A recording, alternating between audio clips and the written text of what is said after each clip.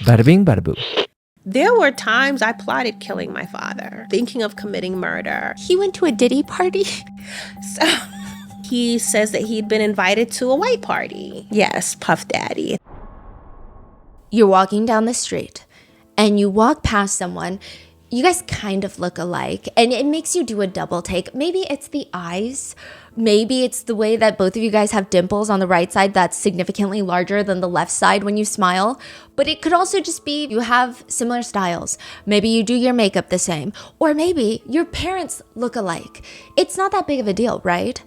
Or you consider the other possibility. What are the odds that you have a half sibling out there that you don't even know about? I hope that's not a question that keeps you up at night staring into the abyss.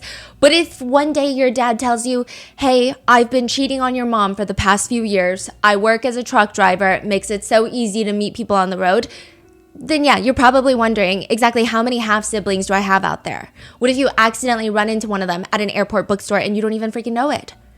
There are two main ways in which this scenario could likely happen to you.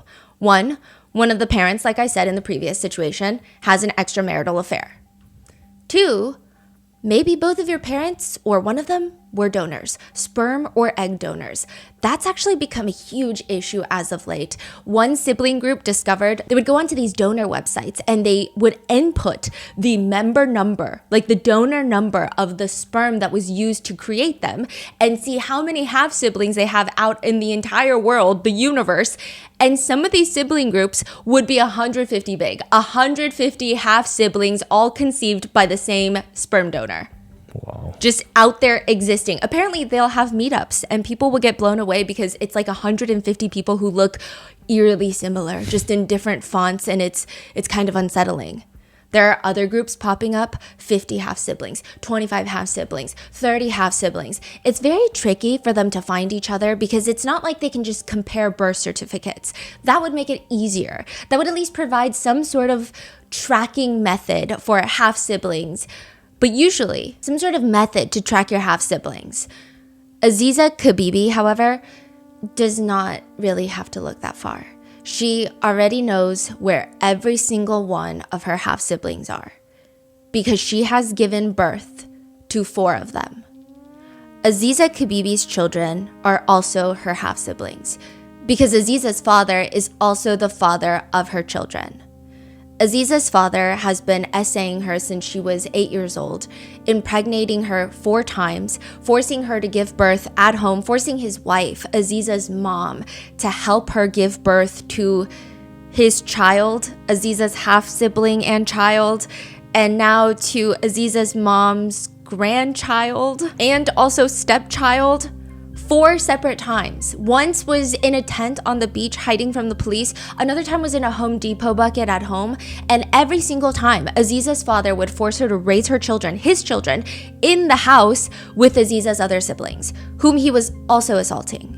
Aziza's mother, who starts becoming jealous of Aziza and her own daughters and her own grandchildren, and he would force them to live in this cramped space and fight for his attention until Aziza finally escapes. This is Aziza's story.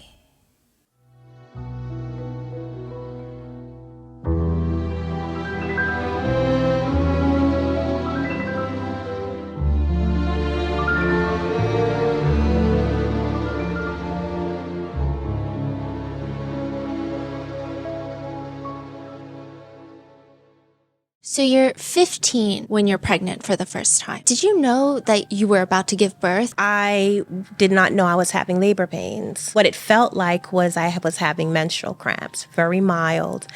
And then I felt like I needed to use the bathroom. My family, we lived in one room in the house that we were renovating at the time. And everyone was in that one room asleep on the mattresses on the floor. Got up in the middle of the night to go outside of the room. We didn't have any working plumbing or toilets, so we were using the bathroom on Home Depot buckets. Went and sat on the bucket thinking that I had to defecate, thinking that I had to go to do a number 2. And I started pushing, not thinking that what I was feeling were actually labor pains. And as I was pushing, trying to go, water splashed from between my legs all across the floor. And I screamed out for my mom. She came running out and she grabbed me. Then she screamed for my dad. He came running out and he looked between my legs and he said, her head is right there. Aziza, do not push. So they carried me back into the room. By that time, the commotion had woken up my siblings and the dogs. I remember hearing them barking.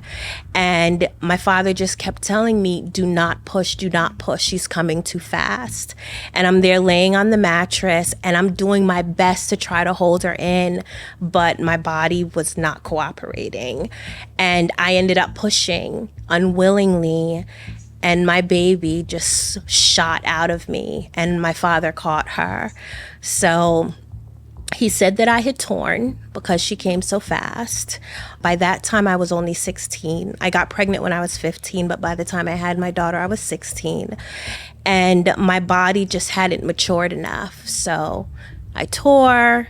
My breasts were not developed enough to breastfeed her. So when the milk started coming in, I was extremely engorged. I didn't have nipples to feed her. So it was a whole thing. But looking at her, looking at this baby that came from me, I fell in love with her. She had these big, beautiful, round saucer eyes. And once all of the commotion settled down, my parents and my siblings went back to sleep. I just stayed up with her and just looked at her, and I fell in love and I cried, and I thought about what got me to that point. And even though it was rooted in a whole lot of trauma and pain, you know, I felt like, wow, finally now there's somebody to love me. When you had your first baby, did everyone in the family know that this was also your father's child? None of my extended family knew. So my mom knew, yes, my siblings knew. Even before I got pregnant, my father told my brothers and sisters that he was keeping me and I was not allowed to have a boyfriend, and they had to watch me and tell him whenever, if anybody ever tried to talk to me. So yes, they knew by this time. And it was just something that was accepted. Did anything change after you had your first child? I would say yes. Well, most definitely yes. I wouldn't just say it. Most definitely yes. I already felt a sense of purpose, I guess, because my father weaponized my brothers and sisters. He told me that, specifically my sisters, he told me that if I did not tell what he was doing to me, if I didn't fight him, then he would not molest my siblings. That didn't last for very long, but for a good 4 to 5 years, you know, my father did not touch my sisters. I kind of had a sense of purpose where I accepted that this was the sacrifice. Whatever suffering I was going through was a sacrifice that I made in order to keep them safe. But then after I had my daughter, that definitely increased because now I was her mom and I was determined not to do to her what my mother did to me, and that was essentially to do nothing. The other thing that changed was my relationship with my mom. Now that my daughter was here and my father had kind of labeled her royal blue blood, right? He put her up on a pedestal. Then my mom became jealous.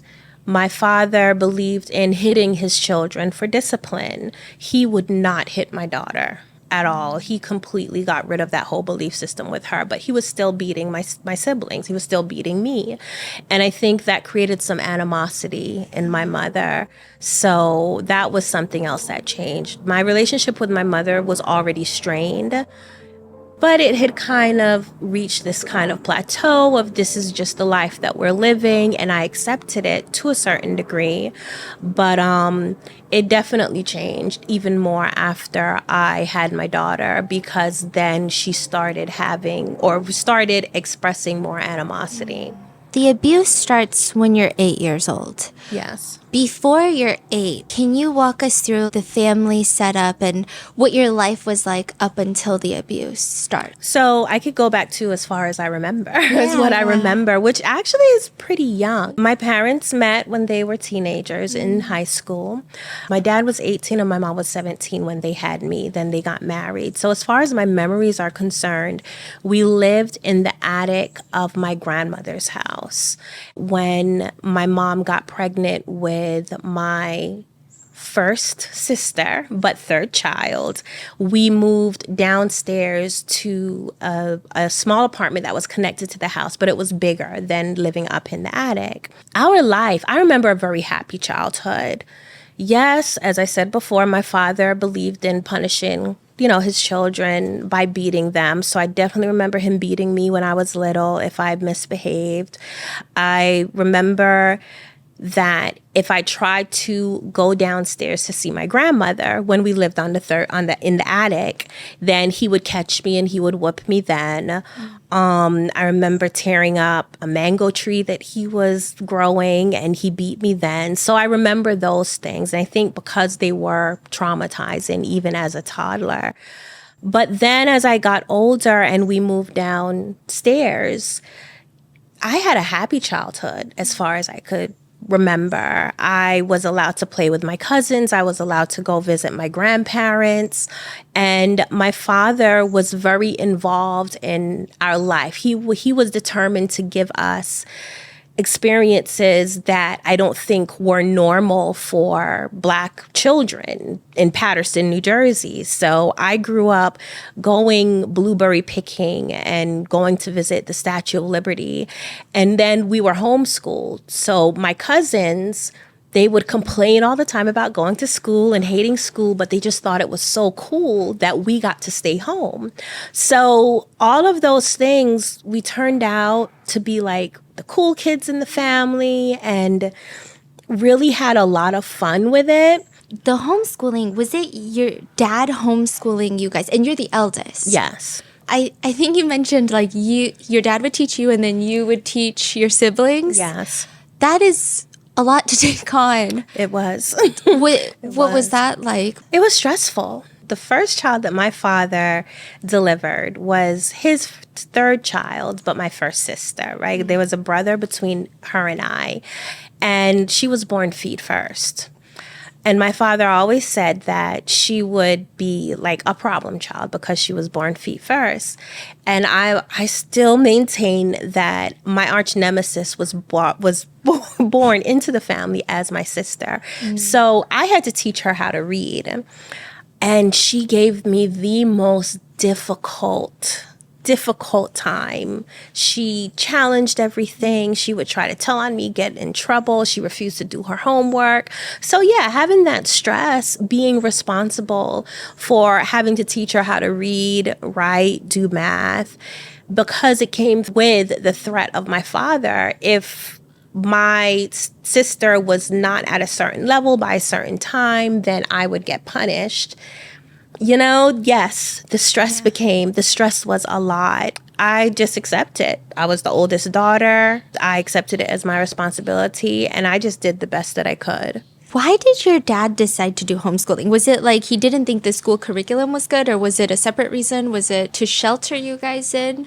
So what he told us was that the school curriculum wasn't good, especially for African-American people. He felt that this public school education did not suffice for his kids.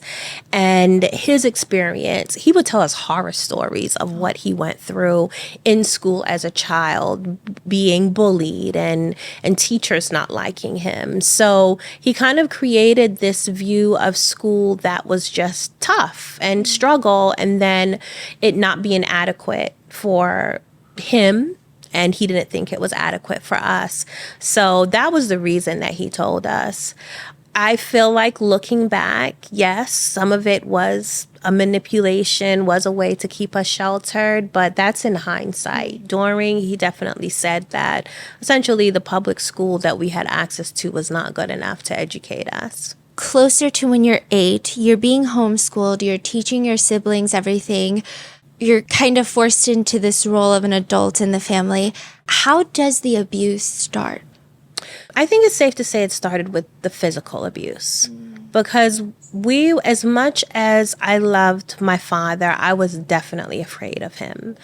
And he was involved with us. We would play, we'd run around the house, play hide and seek. He was a very hands-on dad. But when he got angry, he took it out on us. He would beat us with belts and take turns with the belt. He taught me algebra holding a kung fu slipper in his hand. So if I got the answer wrong, he would slap me with the kung fu slipper. But of course, at the time as a child, you just think, well, this is how your parents discipline you. So inclusive of him using corporal punishment, he also grounded us. So if you did something wrong, you couldn't watch TV, you got locked in your room, like all of these things. And even then it progressed to starving. So it's a little fast forward. I wasn't a teenager. I think I was about 13 when my father first bought the house in East Orange. He would take us there to do the renovations. We'd had to clean up slacks, rip down walls, do all of like the hard labor. And we would have to, my brother and I would have to complete a certain amount of tasks by the end of the day. If we did not complete the tasks, the punishment was that we didn't get to eat. So he started to employ now these starvation methods in his child rearing. And I just feel like it got worse and worse from there. So I was already afraid of him. So by the time I'm 8 years old, you don't want mommy to tell daddy if he was acting up, because then you'd get a bad beating or get some kind of severe punishment. And usually the punishment just never fit the crime. Your mom, during all of this, she's more of like a quieter parent, like not as involved, or? No, she was definitely Okay. involved. She was there because even with the education was to align it with regular school. It was like my mom was kind of the teacher and my father was the principal. My father taught the hard subjects like algebra and any of the sciences and technology, but my mom focused more on the English and basic math, and she would check all of our work and give us our assignments. So they worked hand in hand. How did the molestation start? So one day my mom sent me to talk to my father in their bedroom, and he was commending me, which was rare. He told me that I had been being very responsible. He was proud of me. He was, as far as my schoolwork, my mom would grade our work, so I was getting A's according to her gold stars. And he just told me that he was very proud. And then he told me that he had to show me how to be a woman. And this is what all fathers did with their daughters. And then he took me in the back room, which was a closet area that separated our apartment from my grandmother's house. And he laid me down and he performed oral sex on me. You're 8, so you don't know what he's doing. Did you believe that this is something that normally happens because that's what he said, or did you have this? I had an icky feeling, right? I had an icky feeling because from what I understood and what I had been taught by my mom specifically was that no one was supposed to look at my private area. Right, no one was supposed to look at my private areas. Mommy to help clean, and daddy whenever something was wrong, right? Something was wrong because he was the person that kind of diagnosed sicknesses and gave us herbs and things like that. So for this behavior, I was uncomfortable. As his daughter, I can't protest. I can't argue against it. So it more felt like that. I did believe him. I believe that all dads did this with their daughters because he is who I got all of my information from and all of my knowledge from. So when this happened, yeah, I accepted it. However, while he was going down on me, I felt very scared. I didn't like the feeling. He asked me, do I like it? And I was afraid to tell him that I didn't like it. So what I told him was that, well, I don't want him to do it anymore. That was my way of cautiously answering him. He kept doing it anyway and then eventually stopped. So yeah, I mean, I knew I didn't like it. How frequent is the abuse initially? After that one time, he did not abuse me again for probably about a week. I thought that that would just be the only time. In my mind, I'm like, oh, okay, I guess I know how to be a woman now. And what's interesting is that my father, he limited what we watched on television. So we were only allowed to watch educational shows like Reading Rainbow, 3-to-1 Contact, PBS, essentially. And he was really into films. He was really into movies. So he would rent movies, or we'd go to the movies a lot. And anytime a adult scene or any kind of scene would come on, my mom would cover our eyes. And so then to then have this other activity that technically only adults are supposed to be having, here I am now, a kid participating in this activity, but I did not, against my will, of course, I was not allowed to watch it in a film. So that kind of got confusing. He molested me again about a week after the first time. And then after that, it was almost every night. Almost every night. I mean, if it's every night, did she notice at this point? Was this when she notices, or is it later? My father told her. But he had been molesting me for a while before he actually told her. So he started molesting me at 8. He told her when I was 10 years old. But by that time, he was raping me. So what he told her was that he was molesting me to help my skin condition. And though he was raping me as well, he didn't tell her that part. And she believed it. She believed it, and she accepted it. And I mean, if anything, it made it worse, which is something that happens with children who are being molested. The stress of it affects their health. I had untreated asthma. So even though my father considered himself this holistic herbalist guru, I was sick very often. I had really bad eczema. I had horrible allergies. Every summer I spent a lot of time in bed. But he at certain points, as the abuse got worse, I would be sick, barely breathing. He would molest or rape me, saying that this was getting rid of the negative energy that was causing me to be sick. So when he told my mother that, and she believed him, to a certain degree, I was like, well, I guess it makes sense for you to believe him, because at different times he was telling me the same thing. As the one suffering and experiencing it, no, I didn't believe that, because it certainly was not working. But she accepted it. Was there some sort of religious manipulation going on? Because I know he would tell you guys that he's the prophet. Is that around this time? Not for us, not for the kids. For my mom, I suspect that, and you're bringing up some things I probably should talk to her about, but I suspect that he was, because he has always been a spiritual person. He's always considered himself a spiritual person. And a lot of people in the community saw him as that as well. He would go to the local park and just have these talks about Black people in America, what their role is, and God coming and empowering Black people. And, so he had that whole perspective. Was your dad's choice to be a polygamist also connected to spirituality, or was it? I don't think so. When my father started practicing polygamy, it actually started with him just cheating on my mom. I don't know if between them, he just decided to switch and said it's easier to say, well, I'm practicing polygamy because Africans practice polygamy. It could have just been an excuse or a manipulation, but he actually started by just cheating on my mom. Was your mom open to polygamy? Or no, not in the beginning. I could feel the tension. I mean, I was young, but I could definitely feel the tension. I heard the arguments. So initially she wasn't, but then she acclimated. She was in love with my father. I think that is one of the things that kept her with him for so long. She does come from a Jamaican background. My grandmother is Jamaican, and my grandmother's family is very proud. They love to keep up appearances. Like, that's really important to them.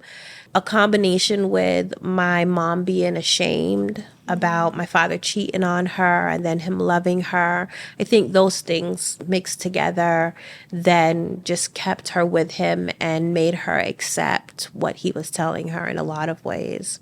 I have a question. When you were 8, when the first time he molested you, do you think that was his first time molesting a child?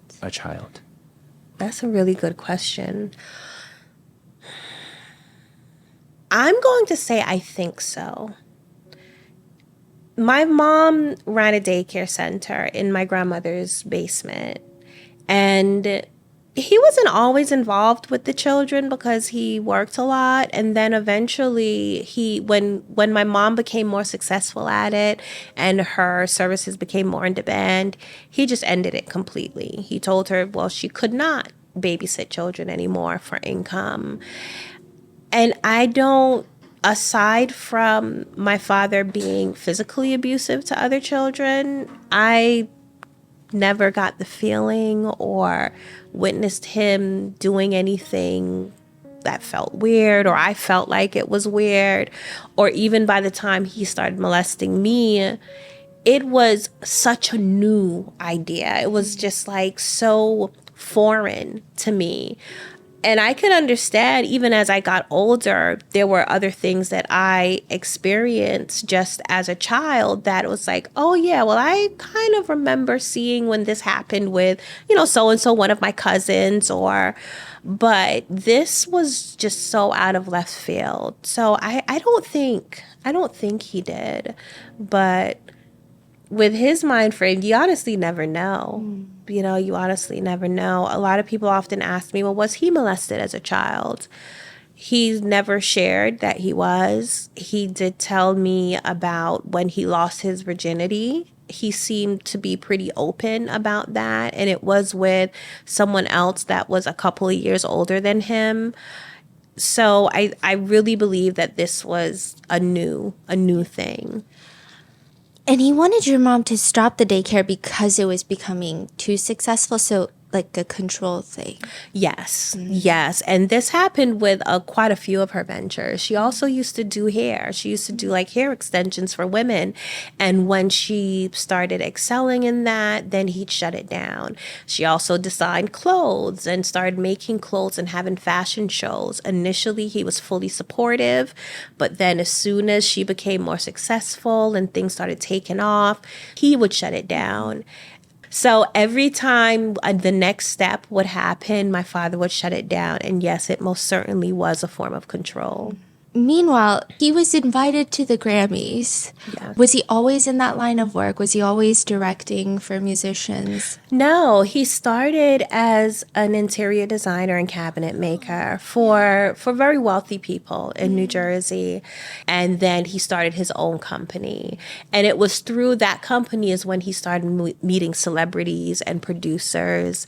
And one of the producers who had listened to his music was on the Grammy board and invited him and my mom to the Grammys.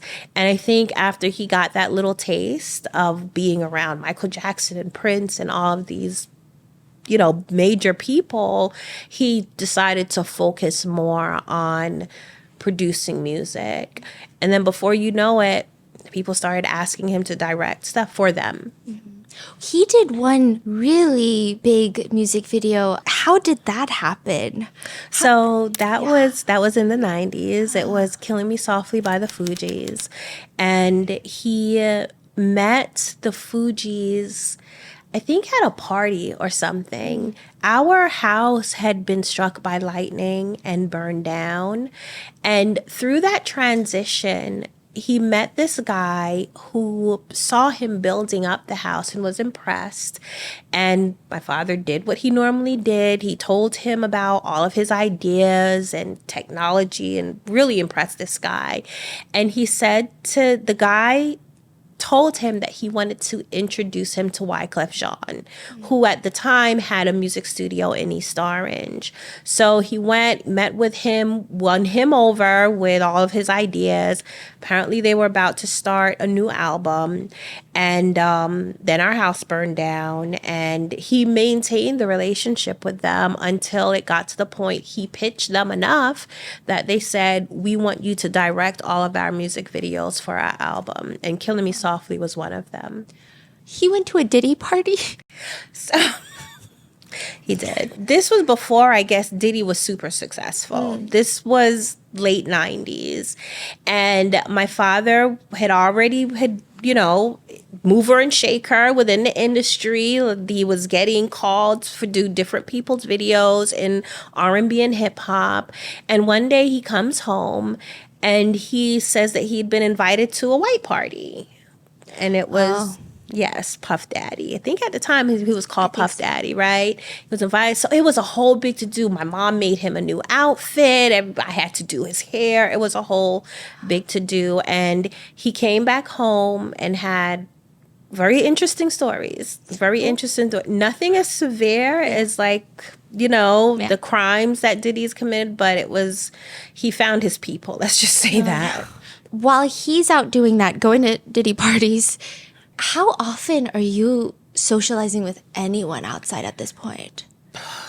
Not often at all. The only access that I had to people were people that my father was dating, so his girlfriends, which cycled all the time, and people that he worked with.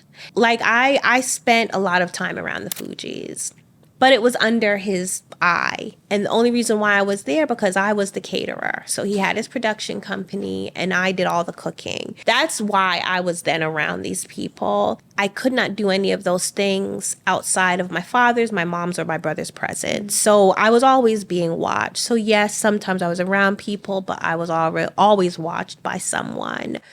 By the time you're about 10, because you're still so young, do you feel like this is normal still? Or about when do you realize this is not normal?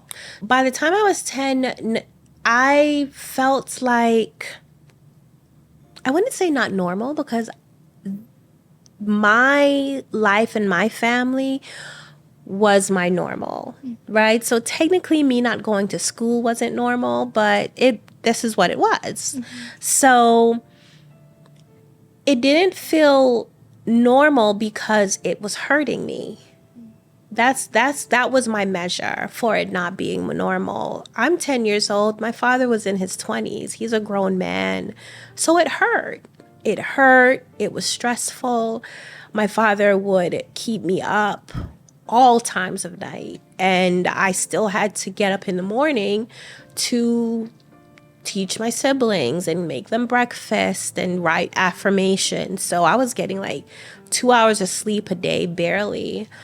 So no, that was not normal. Those things were, I could not accept those things as normal because they were hurting me.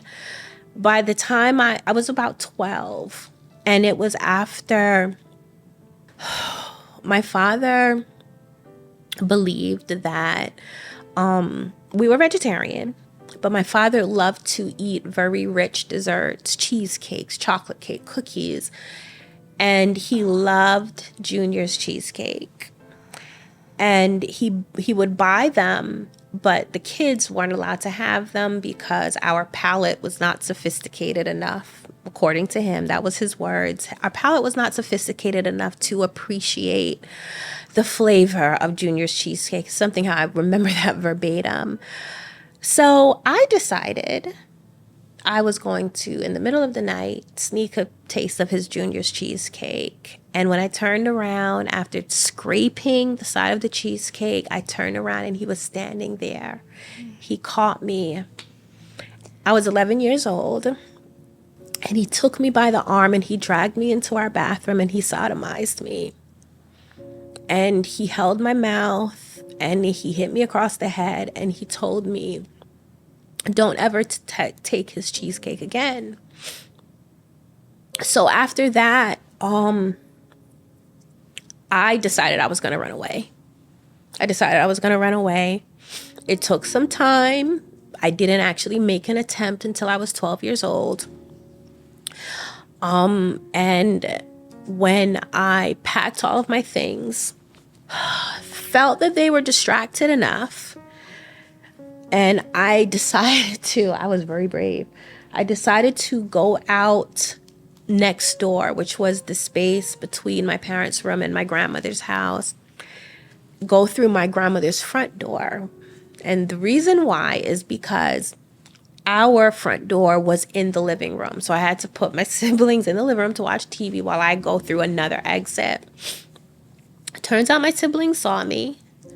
And by the time I got to the front door, I turned around and my brother was there. And he said to me, well, Aziza, if you run away, what's going to happen to us? And I felt so selfish because I hadn't thought about it before. I just knew that I needed to leave.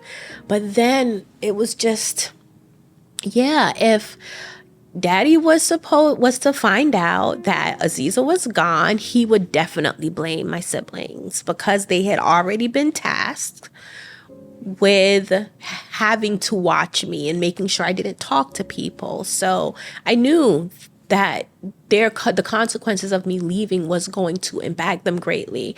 Plus, by then, because I did start questioning my father and what he was doing, he had already started telling me that, well, if I did not fight back or I didn't tell anyone, then he wouldn't touch my sister. So those kind of manipulations and grooming tactics was already in place. But I felt like, how could I not have thought about what would happen if I was to leave? So I didn't. I turned around. I begged my sister, specifically, who I knew would tell on me, not to tell that I tried to run away. And we continued as normal. That's a lot of responsibility and guilt for when you're 11. Yeah. Did you ever feel like it's unfair that only you were carrying that? I wouldn't say I isolated that specifically as unfair. I felt that everything was unfair. I felt that the housework that I had to do was unfair. I felt that the fact that I got in trouble more than anybody was unfair. I loved fairy tales. One thing my father would let us do, he would take us to the library and he had to approve all the books that we read. I started to find different versions of Cinderella, the African version, the Asian version, the Russian version, like all of these different versions of Cinderella. I felt like it was me, I felt like I was this girl who had all of this responsibility and was being bullied. And then plus also my mom started blaming me for what my father was doing to me. She told me that I stole her husband because even though he had all of these other girlfriends, she could not compete with a child because she was not a child and my father liked children. So I am the only one who was capable of taking her husband. So our relationship was strained by then. And I started acting out at different points. I was not bathing, taking care of my hair, wearing dirty clothes. That was my way of trying to be less appealing to my father. My dad liked pretty girls. He definitely had a type. So to try to deter him from abusing me, I was like, well, maybe if I'm ugly, then he won't abuse me. That didn't work because then I would get in trouble from my mom for not bathing or for not doing my hair. So there was always this tension and back and forth between them.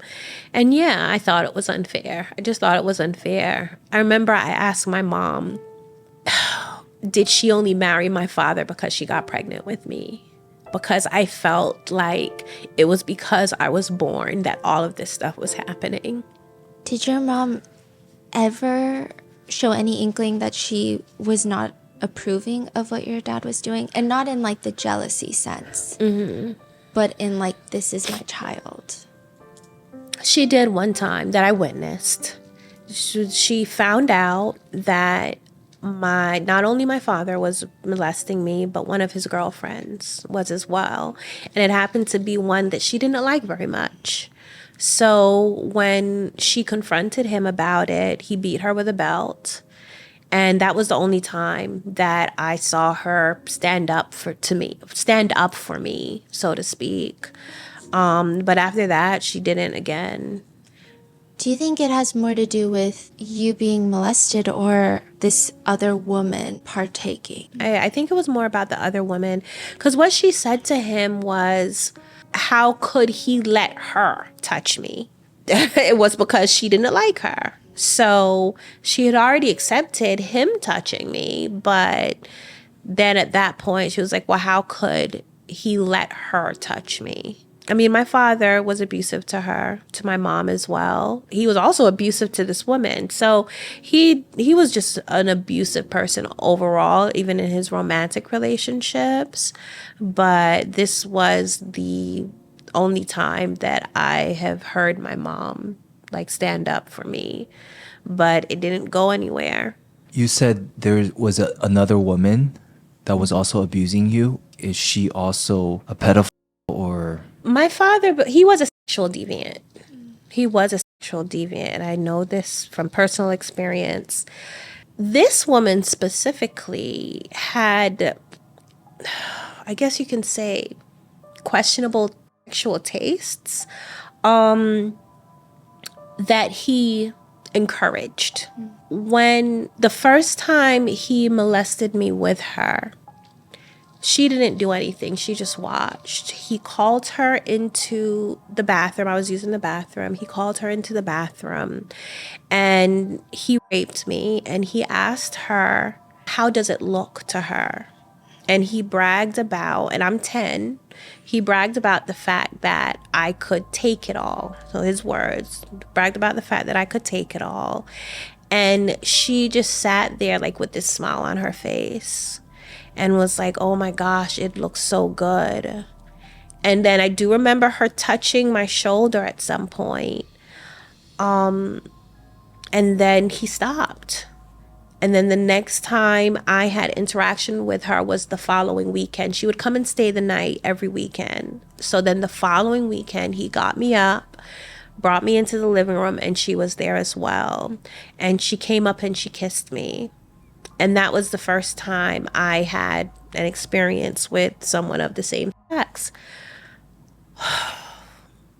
I preferred her over him because he was rough. So as weird as that sounds, it was like, well, if you had to choose one of two evils, I preferred her because she was gentle.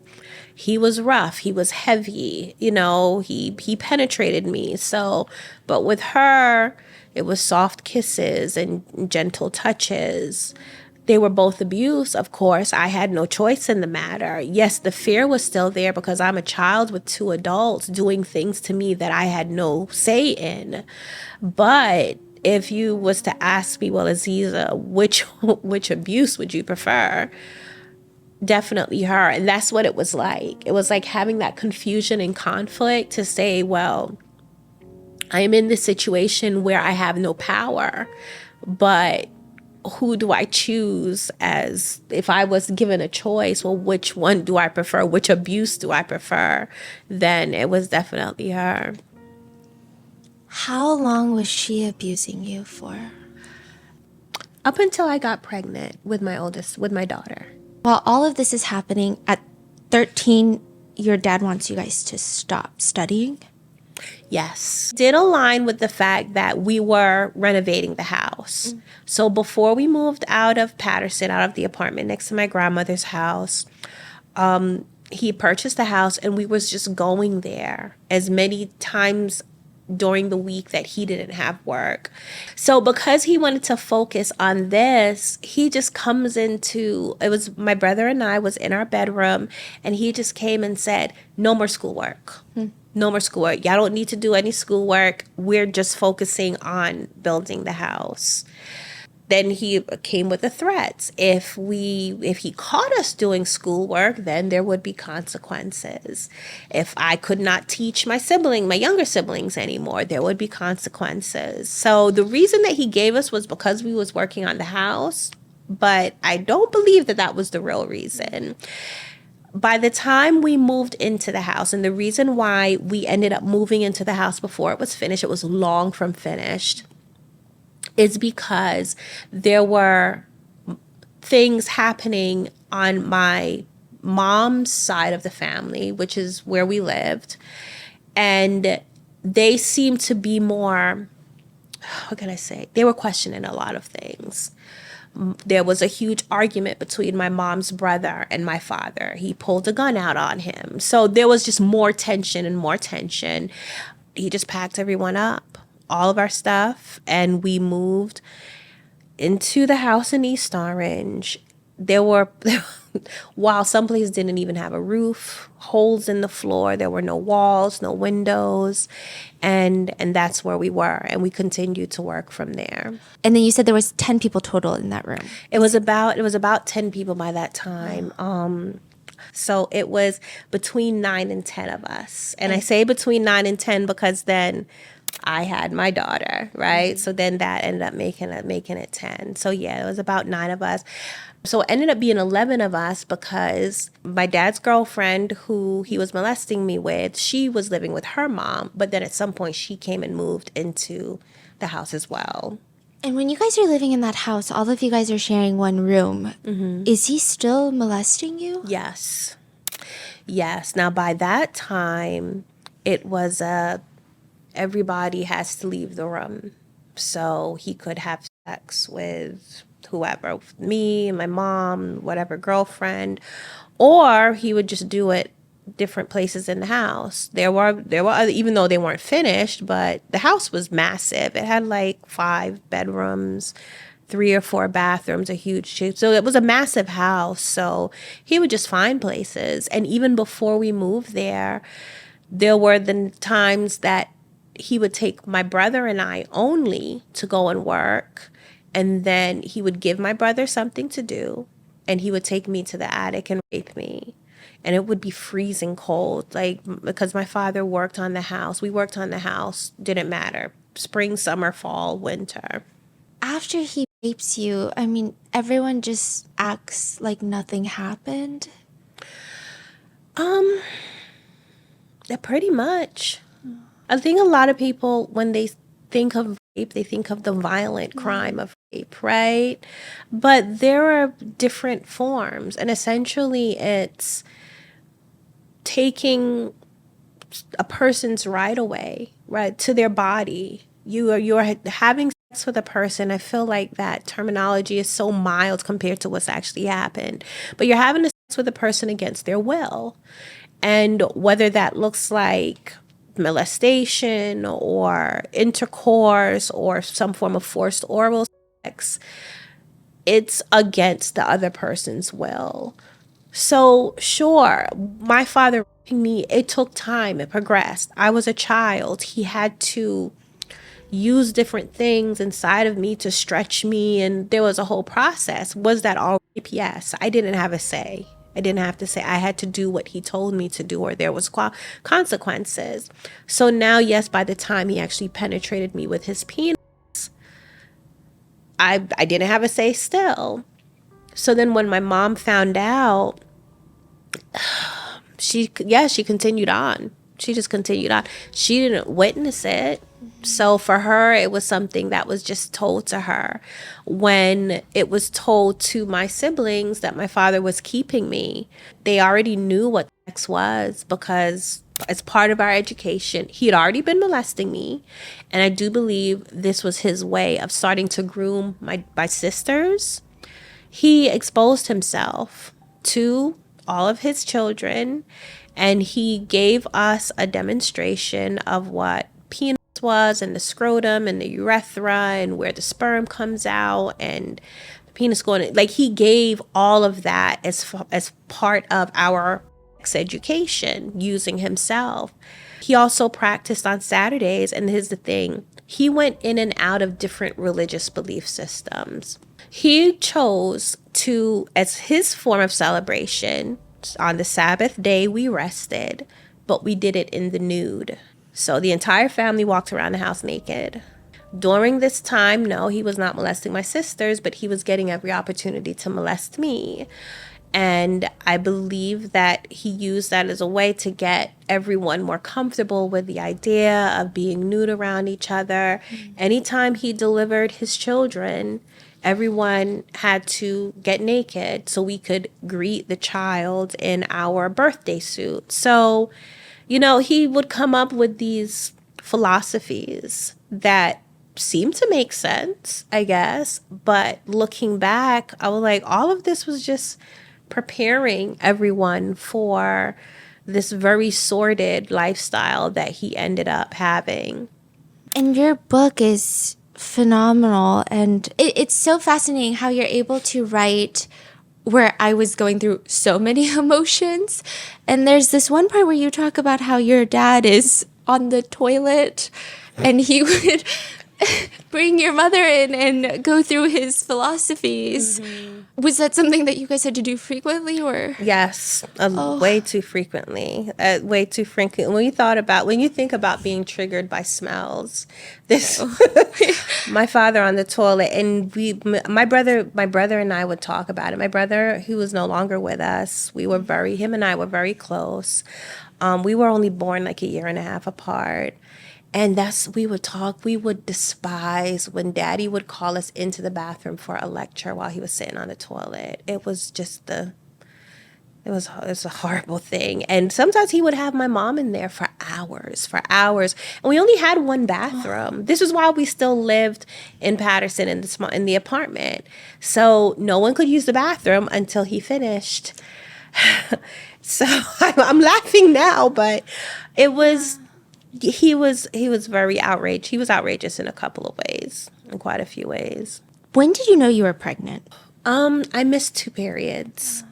The first one I didn't really pay much attention to. My periods weren't irregular, but it was not normal for me to miss a period. And now I don't know, maybe I was pregnant then, but just too young to carry the pregnancy. But yeah, after the first month, I missed my period. And then when it didn't come the second month, I said something to my mom. And that's when she was like, I might be pregnant. And then she went and said something to my dad. What was your mom's reaction? Was it indifferent? Yeah, I would say indifferent. She didn't seem like she was upset, or I think by then the abuse and her knowing about it had been gone on for so long. I don't think she would have to expect that I'd get pregnant eventually. And I don't know what conversations her and my dad had about it. And what was your dad's reaction? My dad he was a little difficult to read. I felt like initially he didn't really believe that I was pregnant. So he didn't have much to say. I remember standing there and my mom told him that she thinks I'm pregnant. And then he was like, oh, well, we'll see. Maybe for him, 2 missed periods wasn't enough. But then morning sickness set in, and it set in bad. And he completely accepted it. And then the next time I saw that he really had a reaction was because his girlfriend, she was living with us at the time, brought up the possibility of the baby having deformities because we were close relatives. And he had a very strong reaction. He got really angry. He yelled at her and he was like, what the F are you talking about? And she got scared. And then she says she read at some point that if 2 family members had a child together, then the baby would come out deformed. And aside from just walking away angry, that was it. Then the rest of my pregnancy, he was a lot milder, I guess. He was still raping me, but by then I was so conditioned to it. It was just a regular thing. And I would say he was more gentle, but that's how he was with pregnant women. whenever my mom got pregnant, for the most part, he treated her the best. He did not hit her. He has beaten her when she was pregnant before, and she did lose the pregnancy. But it wasn't a common thing. Like, we knew that if you were pregnant, it pretty much protected you from his abuse, his physical abuse. So he was very catering. He made sure that I had whatever I wanted to eat. He, gave me extra favor, I guess you can say, up until I gave birth.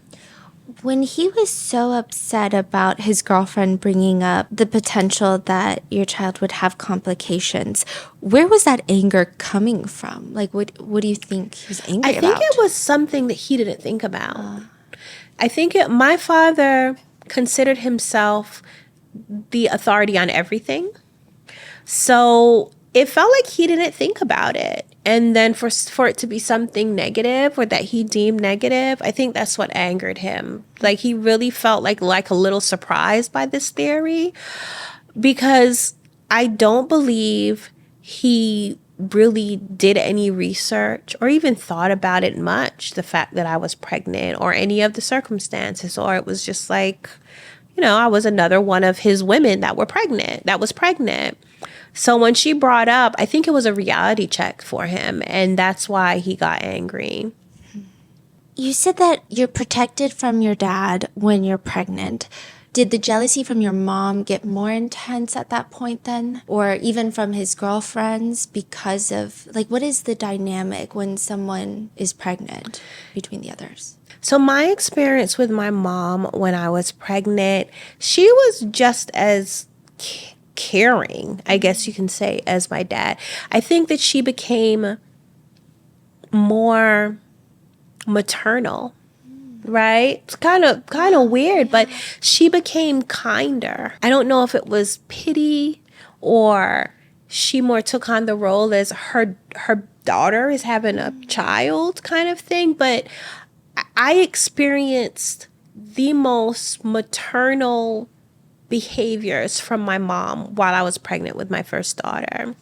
Our interaction was definitely like, oh, she was my sister wife. So essentially it got to the point where it was like, I didn't have a mother. I had this sister wife. And that changed when I got pregnant as far as her behavior. So, and she was very helpful during prenatal care, and I was pretty knowledgeable on it, but made sure that I ate and I took vitamins. So she was very maternal actually while I was pregnant. How many kids does he have at this point? We've counted 21 so far. Like today? Yes. Okay. Yes, 21. That includes my children. 2 of my sisters had 1 child each by him. And any of the women that he has had, some of them reached out to us as recently as maybe it was before COVID they reached out. But there is a very good possibility that there's more. But so far we have knowledge of, he's had 21 children. He was always threatening you that if you didn't comply, he would abuse your sisters. Mm-hmm. But then you realize that he is already starting that abuse. When did you realize? So it was before we officially moved into the house. I came out of the house. We were there working. It happened to be one of the times that one of my younger sisters came with us. It was my arch nemesis, the third child, but my first sister. And they were by the truck, and I saw him kiss her on her lips in a very romantic way, and he touched her. And they both looked at me, and she looked at me as she got caught, they were caught. And my father yelled at me, was like, "What are you doing? What are you doing here? Go back inside." And that's how I knew. And then after that, the next time was, since we only lived in one room, so now, this is all during the moving process, and then we move into the house. Since we lived in one room, then one of the times my father sent everybody out and kept that sister there. So then that's how we knew. Yeah, did you and your sister ever talk about it at that time? I would not at the time. Not at the time. And the relationship with that sister, that was strained because she did not understand that any attention my father was giving me was not attention that I wanted. So what she saw as me being allowed to stay up late at night, she didn't know that it was because my father was molesting or raping me at the time. So she became very jealous.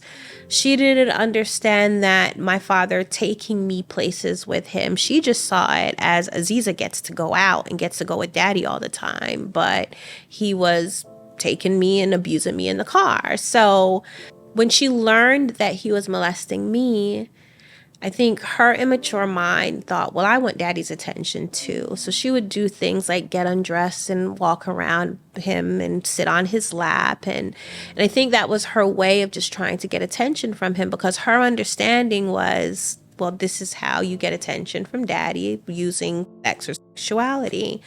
So then by the time he started abusing her, her relationship with me was more of a, now, Aziza, you're not the only special one. So there wasn't a conversation, but there were definitely arguments. And then even as we got older, there were more arguments. You know, she started blaming me for what happened to her. She started thinking, oh, well, certain things that happened was because I told my dad to do it to her. And this is because he was telling her this. When my father started molesting more of us, so then he went to the next sister and then the next sister. And he molested 5 of us in total. 4 girls that were mothered by my mother and 1 that has a different mother. And he would pit us against each other. So he would show favoritism, cause tension, tell each other that I'm only doing this to you because so-and-so told me to. And so he made sure that there was always a divide between us so that we would never get together and rise up against him. And this all happened when all of y'all were teens, Yes. right? Yes. Yeah, we were all teenagers. So you have your first child, your daughter. You guys never take her to the hospital, get a birth certificate. Right. There's no neighbors. So there were neighbors, and my father built privacy walls. So they never saw us. He also had a best friend. He did befriend an East Orange police officer. That you guys stayed with briefly, right? Right, after the house burned down. But before that happened, this police officer was impressed by the work my father was doing on the house.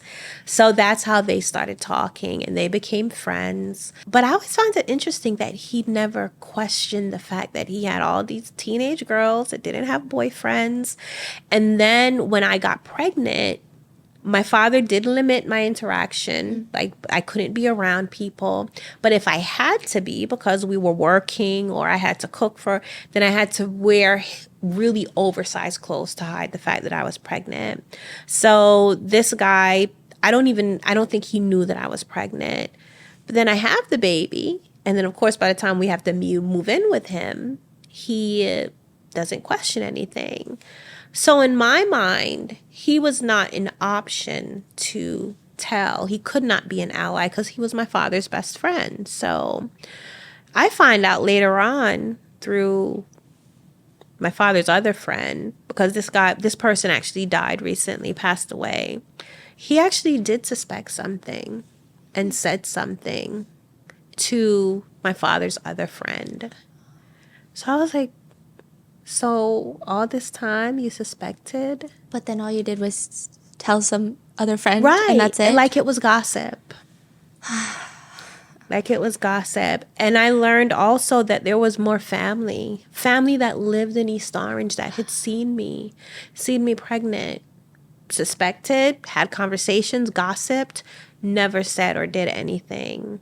So You know, these things don't happen with people not knowing anything. A lot of people see things and they suspect, they just don't do anything about it. Can you tell us about your dad's obsession with the pure bloodline?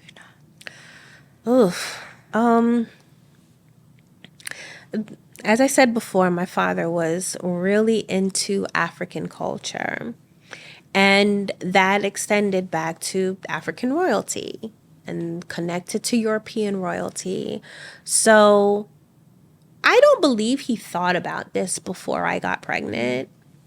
But I think because he was such a researcher, I mean, we had books upon books upon books, like everywhere. He was always reading and watching a lot of National Geographic. I think that he made the connection between what he saw as far as like Tutankhamun and Nefertiti and Cleopatra and the fact that they inbred to keep the bloodline pure. He used it to justify what he was doing after I got pregnant. So after my daughter was born, she did not have health defects that we could see, like his girlfriend said. That solidified it. Then his whole philosophy was, yes, he now has to continue to breed me to create these special blue blood children that would repopulate the earth after the human race was destroyed. And that he was ordained by God to do that. I don't know if he believed that himself or it was just an excuse to justify. I don't know. I never had that conversation with him. But that is the philosophy. Then he continued. And then when he went further on in abusing my sisters, and then one sister got pregnant, that was the lecture, constant lecture. Like, these royal blue blood children are going to repopulate the earth. Nobody really believed it, right? By that time, it was not my priority to believe it. I was desensitized. I was trying to make sure he did not touch my daughter. I was trying to survive throughout the day from getting punched in the face or worse. So he was already threatening our lives if we were to say anything. So it was really about just making it through the day unscathed. Because I know that a lot of people have very complicated emotions and relationships with conceiving a child through rape. Mm-hmm. Did you ever have those complicated feelings or no? No.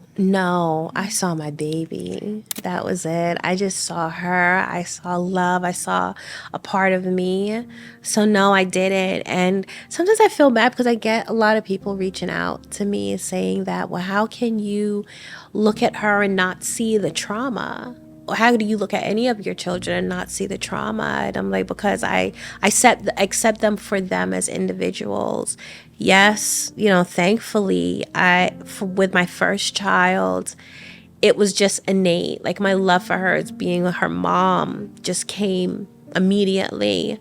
Though with my son, not my third pregnancy, it was actually my fourth pregnancy because I lost a child. But my third child, my father was physically abusive. So that whole you being pregnant protected, you went out the window with that pregnancy. My father beat me. He threatened me. One time he beat me so bad that I blacked out. And that was a very stressful pregnancy.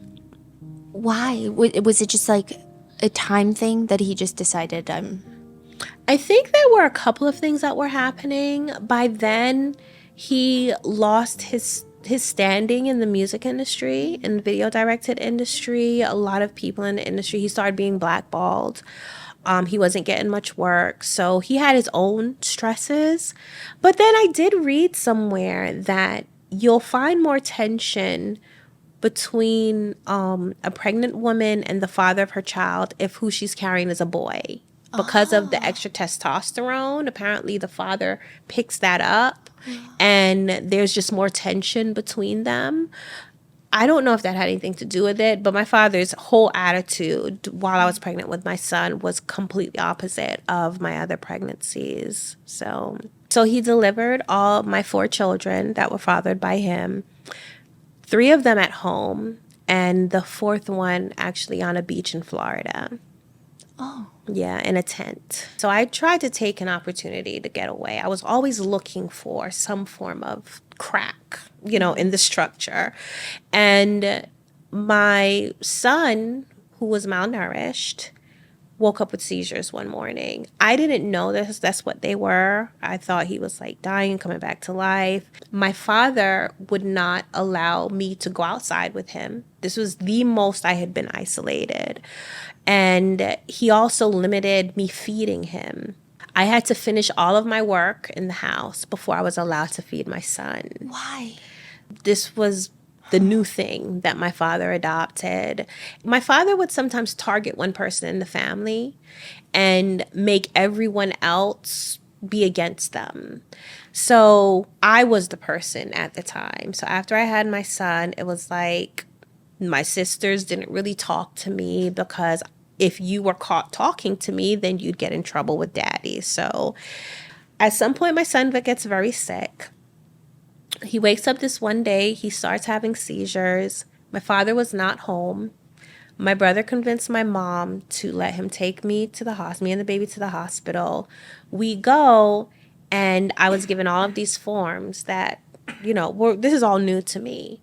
But when I noticed that they were asking for my son's father and my father, I decided to take a risk and put my father's name as both of them, hoping that would be like, hey, I need help. So it did. It raised a red flag, but not enough. My father comes back home, gets into the hospital, curses out the medical unit, all the doctors. He starts telling them how they're trying to experiment on his son, all of this stuff, threatens me, threatens the life of my siblings at home. And eventually social services was called in. They take my children out of my parents' custody, but they leave my other siblings there. So now all of my children are in the hospital with me. At the same time, my father's still threatening me. He's talking to the caseworker as well. So there's just like all of this confusion. Long story short, my kids end up in foster care.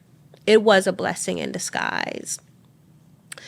My father rapes me again through all of this. So the whole time, even though now it seems like I have access to somebody that might help, unfortunately, where we were living, it was very racist and very biased. So I tried to reach out for help the best way that I could without putting my father on, but my caseworker was not receptive. At the end of the day, my father is even more abusive. Now he's beating me. I got black eyes all the time. At the same time, I had to adhere to these different programs from social services to get my children back. Through that, I get pregnant again. I'm close to now my due date. End up in the hospital because it's mandated by social services that I have to get prenatal care. So this is the first time I'm ever getting prenatal care. However, my father's taken me to all of my visits. He's still in control. The abuse is still going on. There was one time he sends my sister to go with me, and it turns out I'm in labor. I don't know I'm in labor, of course, because I don't have labor. My pains are not bad at all. My sister saw me talking to the nurse, and I was getting ready to ask for help, tell her my situation. My father calls, and my sister tells my father that I was about to tell the nurse what he'd been doing. So he decides to come and get me and says, I'm going to take you away from anybody, from any help that you think that you can possibly get. I'm taking you to another state, and I'm going to deliver the baby there. So that's how we ended up in Florida on a campsite, and he delivered my child in a tent. Thank God all of my births were safe. However, even though the births were safe, so 2 of my children do have inborn errors. One had PKU and spinal muscular atrophy, and the other one has PKU, phenylketonuria, which is a metabolic disorder. It's a recessive disorder where both parents have to be the carrier of the gene. So my second daughter had the condition, but of course we didn't know it. This condition is screened when you give birth in a hospital. You're given a PKU test and they check the blood to see if you have this disorder. But of course, since she wasn't screened because my father delivered her, she started showing the signs of untreated PKU. We didn't know, of course. She broke out in rashes all over her skin. She had developmental delays. She actually does have some brain damage due to it because she wasn't discovered until she was 2 years old. But my father said that the reason why she was breaking out is because my milk was poison and my negative energy. So he always blamed me. He always blamed me. And it wasn't until she went into foster care and was tested at the hospital did they find out. So now that when it gets to the point that my last daughter by him, she started losing milestones. So he delivered her, brought us back to Jersey, all of the threats. And by this time, there had been enough things in the family that he made good on some of his threats in the past. So the mental control was still there. I didn't feel it was safe for me to reach out to anybody for help. And eventually my youngest daughter, started losing milestones. She wasn't sitting up. She wasn't crawling at the age she should have been. And finally got her tested. All against, my father was just, of course, blaming me again. But then it turned out that she had the spinal muscular atrophy and the phenylketonuria.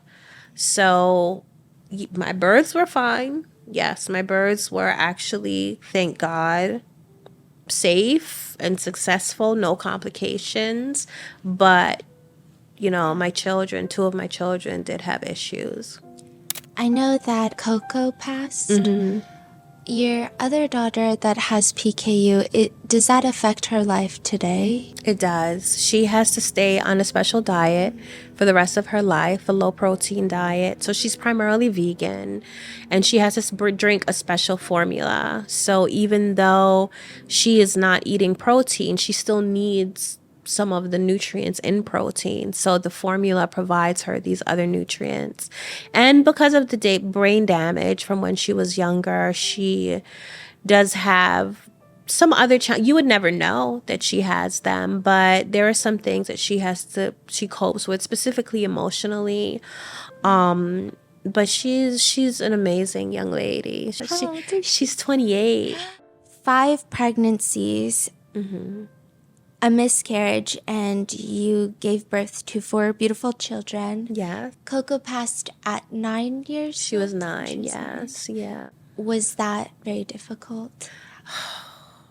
Was it? Oh my gosh. And the anniversary of her death is coming up on October 17th. Yeah. But she was a blessing in my life. She was a blessing in all of our lives because she really taught us empathy. And I think an appreciation for life and our abilities, because she was disabled and she depended on everyone else to help her. I did everything I could to give her the best quality life as possible. So we drug her everywhere. We did not go to the movies without my baby. But so it was, and I wasn't even home. I had decided to have a day trip with my sisters. We went to Great Adventure. She was left home with my mom and her nurse, and I got a call that she wasn't breathing. So it was due to complications to her spinal muscular atrophy. However, I feel like I don't have closure on that because the coroner medical examiner, yes, refused to do an autopsy. They just labeled her as it was because of her condition. But I think the nurse was negligent I think because when I came home, her food was wasted all over the place. And I was on the phone at the time. Her and the nurse and my mom were panicking, and the nurse didn't know how to open the oxygen tank. Oh. And this was after I spent the day before with her, making sure she knew everything. So I'm like, I don't know what happened. And the nursing agency took all of the notes. Like, there was just a lot of questionable things. So I feel like I'm still working on having a sense of closure for that, because I think that, well, she wouldn't still be here with us. The doctors, I feel like every couple of years they gave me a new date. They didn't think she was going to live past 2 years old. Then 2-year-old birthday, they told me she wasn't going to live past 5. So it was progressing. She made it all the way to 9, which I'm thankful for. But I think she would have made it a little longer, had I stayed home that day. And so I carry a little guilt about that. What was her favorite thing to do? Watch scary movies. Really? If you can believe it. Yeah, she loved to watch horror movies. This one movie specifically called The Messenger. And she would actually be scared. Like, you should see it in her face. She'd be scared. But she loved to watch it.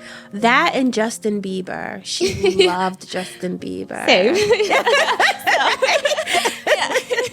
Yeah, like, join the club. But, yeah, that was pretty much, and of course, be here with Mom. I was her favorite person. I was her favorite person. Was she always like the baby of the family? She was, but she acted like she was the oldest. She loved to give orders. Yeah. She definitely loved to give orders, and she expected everyone to be at her beck and call. I love that. So, yeah, she was the sweetest thing. Oh my gosh.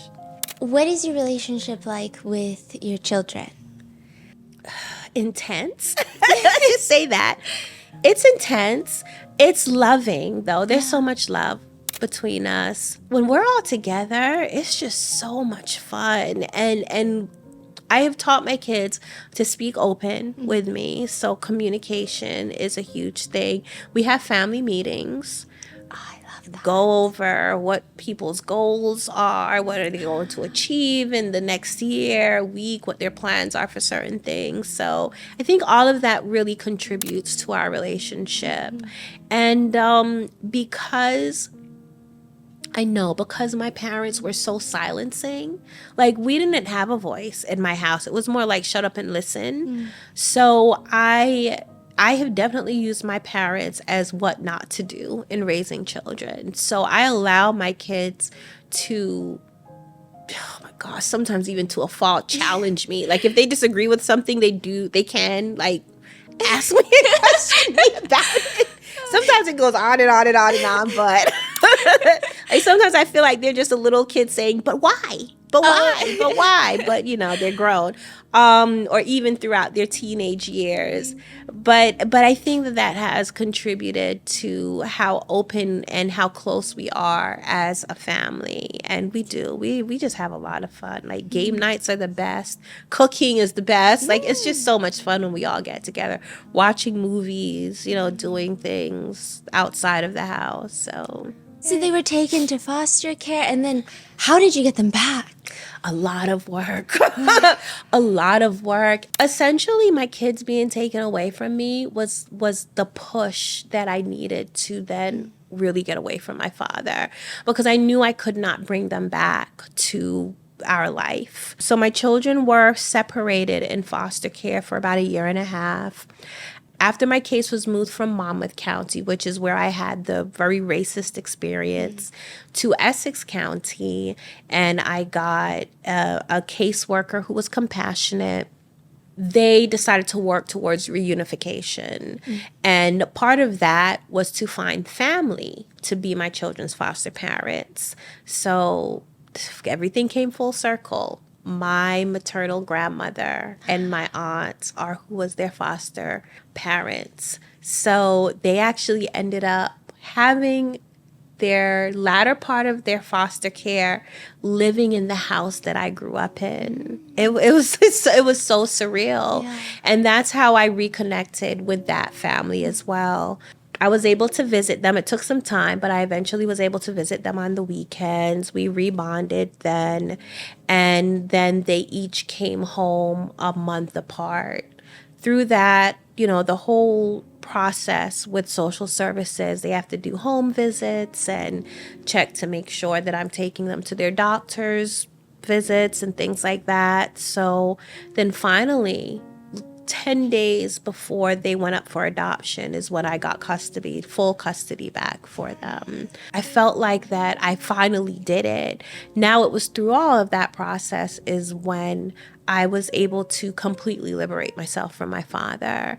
And that was because through the process of working with social services, I learned that I was being abused. I learned what abuse was. I learned what pedophilia was, domestic violence. Like, these were all ideas that I had never considered. It was just my life. So now learning about it and learning that what was happening to me was not supposed to happen started to empower me. And I began to look for more ways to get away from him. And I finally built up the courage to tell someone who he respected. And that person happened to have some kind of connection with law enforcement, ended up taking my mom to report domestic violence and got a restraining order against my father. So now that process started. I was able to get my children back.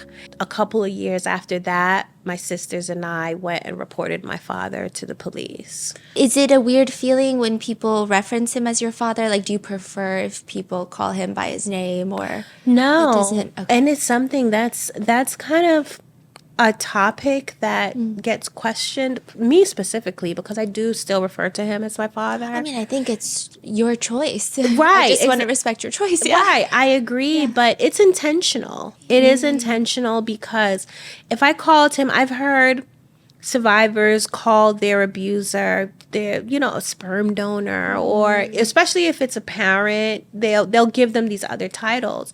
But for me, especially because of the work that I do, I feel that it's important to recognize what his role was supposed to be. And he was supposed to protect me. He was supposed to take advantage of his role.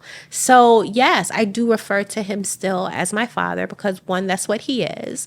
And two, it highlights the severity of his actions, how heinous that the things that he did was, because he was the person that not only contributed, to me being here, but he was given the responsibility of protecting me, and he completely exploited it.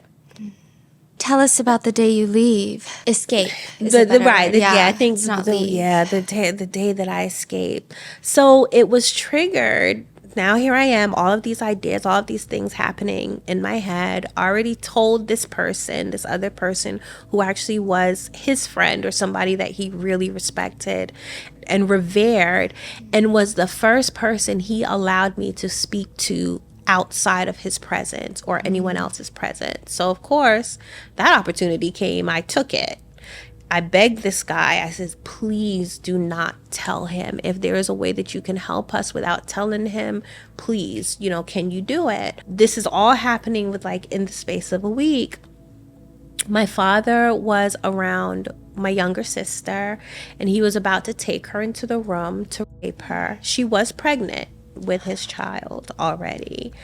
And something just flipped in me between the information, I had already started taking steps to get us away. All of these things just stirred something in me, and I went off. I just exploded on him. I called him all kinds of names, called him an asshole. And I also looked at my mom, and because she was there, and I was like, and how could you have let this go on all of this time? You're no better than him. And I just went off, and then I took my sister into the bedroom and locked the door. And by the next morning, my dad was gone. And then that's when the restraining order was put in. And so he did not respond because he was in shock. And I have learned now in my studies that this can happen. You'll have somebody that has been abused for so long that essentially they just break And then because the abuser is so used to them being compliant and submissive, when they see them now get to a point where they are empowered or they're challenging their authority, they're in shock. So that's what happened. And my father, he just sat down. He said nothing. He looked at my mom. My mom was dumbstruck. I don't know what conversation they had after I took my sister and locked the room door, but I know that that was the last time I saw him. Once I saw him in public in Jersey City, and then the next time I saw him was when I was testifying against him in court. How did your kids find out who their biological father was? My oldest daughter was 5. She was raised calling my father daddy. So she knew that was her father, but she didn't know I was her sister. So now when she went into foster care, she was getting these mixed messages. The social worker, the caseworker, told her that who she was calling daddy was really her grandfather. Still no information on me. Then when she got to my grandmother's house, my grandmother reiterated, doubled down on it. This was her grandfather. This was not her father. When I got her back, by the time I got her back, she was 9 years old. She kept asking me. She wanted to know the story. I didn't feel that she was mature enough to really handle. So I told her that I would tell her when she was a little older. She accepted it. She still kind of bugged me every now and then. She was like, oh, mommy, well, I suspect this and I suspect that. I'm like, I'm neither confirming nor denying. That happened when she was 13. And she came and asked me again. She was like, well, am I old enough now? And I told her. She said that she knew it. So I explained to her that the entire dynamic, yes, who she now knows as her grandfather is also her father and is also my father, and that we were sisters. And her words out of her mouth literally was, I knew it. So she had already put pieces together. I told her at that time. I still waited to tell my other children. My daughter and I, we spoke about it. Clearly she was angry, but she wasn't physically upset, I guess, because it more felt like a confirmation of what she had already suspected. And she had come to terms with certain things by that time. But when I told my other children, they were upset. And the reason why I told them was because it was after Coco died, created a lot of turmoil between me and my sisters. And by that time, so many other things had happened. Like my sisters slept with by that time, he was my ex-husband. So, our relationship was already strained. Some of the negative seeds my dad planted had kind of come out, sprouted out. So there was just a lot going on by that time. And my kids didn't understand why. They didn't understand why there was so much arguing and so much blame and fingers being pointed. So I felt like it was time to tell them. My daughter, Moncho, my second daughter, she got very emotional. My son, he didn't really say anything, and he learned about it at the youngest age. I believe he was only 9 at the time. He couldn't have been 9 because Coco died. So he had to be about 11. And he just internalized. We've spoken about it over time. Like I said, my door is open for my kids to ask me any questions, any information. So they know a lot of the details. They know the emotional impacts. They understand the trauma through the work that we do with my organization. Of course, they are like the number one people to go to about that. They're experts on that. And it just required then for us we had to intentionally heal, because the reality of it and how it has affected our lives, it's a lot. It's a lot to deal with. How has it impacted their lives in society? Because I do think there's a lot of stigma and shame that could come, I guess, depending on the types of communities of relationships that involve incest. What has been their impact? Their Believe it or not, their friends have been really supportive. Yeah, their friends have been really supportive once their friends knew. And their friends, my daughter, my oldest daughter, started telling her friends before I became public about it. So she had the support from them. My son, I am hearing stuff now. We do family therapy, and he'll come up with some form, like some kind of story or experience where a girl, because I'm public and knows that he's a result of incest, told him that she wouldn't date him because of that. But he has no problem getting girls. So he's like, that's like, went right over his head. He was like, oh, well, you're lost. So they're all very confident in their position. My second daughter, she is very much interested in the topic and incest as it's practiced in different cultures. And she does talk to me about it. So she's more curious in that way. But none of them have experience, well, except for this one incident from my son with this girl. They have not experienced any serious blowback. My oldest daughter will catch some comments under my videos, and she will go in. You tell us the comment, we will also go in. Now she will go in on people. So their confidence levels, and they're very secure within themselves. They're very secure within themselves. They don't feel any form of shame because of it. They're just proud. Like, they are who they are. They're talented. They're communicative. They are witty as hell. Their sense of humors are crazy. But yeah, they don't feel any form of shame or shyness because of it. You end up escaping. Mm-hmm. And then a few years later, you guys turn your dad in. Right. And then there's a whole trial that you have to testify in. Mm-hmm. What was that like? It was nerve-wracking. Yeah. It was scary. It was scary because I knew I would have to see him again. It was nerve-wracking because the judicial system is not far from perfect. Oh my gosh, it's so far from perfect. My experience with the detective was scary. When we first reported and I had to give him my account, it was scary. And then when we got to the stage that we were, the prosecutor, judges were being assigned to the case. Some of them was like, well, why did they wait so long? And incest is legal in New Jersey. So, so we got a lot of that. And it was like, we got to wait for another judge because we can't have a judge that has bias. So that process was strenuous. But the prosecutor, she was committed. She was dedicated. We had to prove a lot.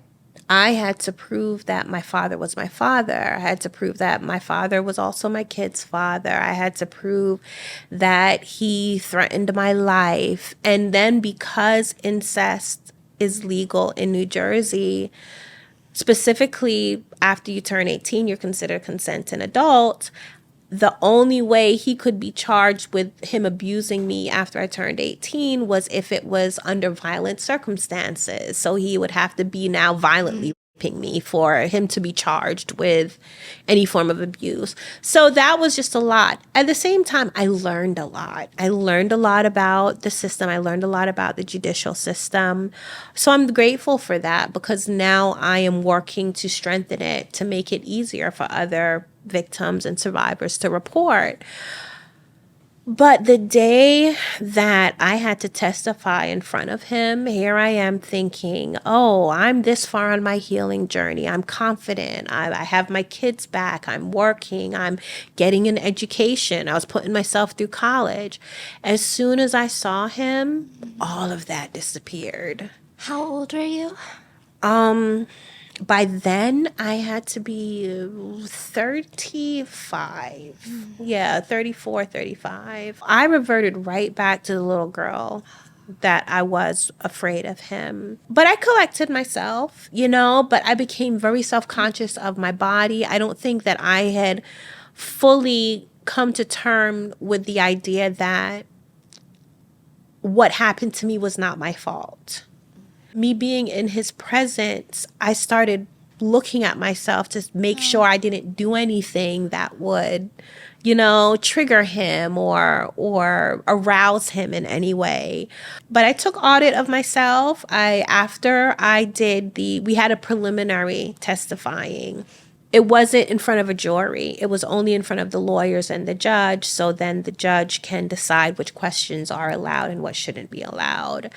And after I finished, I collected myself. I was able to internalize, do a lot of introspection, and get myself ready for the actual, my actual testimony.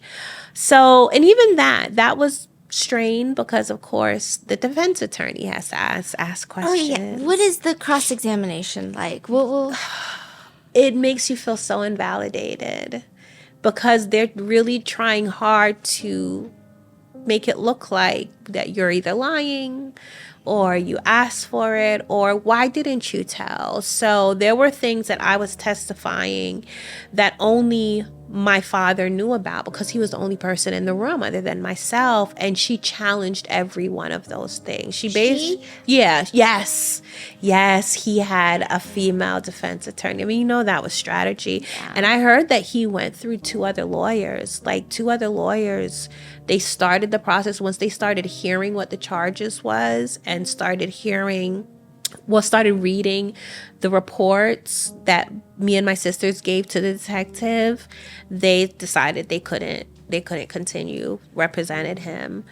But he did find someone that represented him. And it was really strange sometimes in court because I saw him trying to do the seductive thing that I'd seen him do with other women. Like, he'd get really close and whispering in her ear and giving her little touches and stuff. And I was like, this is so creepy. Like, this is his attorney. But she did her job. Another part that was difficult was seeing some of the jury members look like they didn't believe me. That was tough. There was this one woman specifically, every time I described something, she rolled her eyes. Yeah, it was. So, I mean, but I was determined to have him be held accountable. So I powered through. The fear was there, but I did it because it needed to be done. He needed to be held accountable. So during this trial, your mom receives no charges, likely because she divorced him and was willing to testify against him? I don't think she even divorced him yet by then. It was because she was still married to him.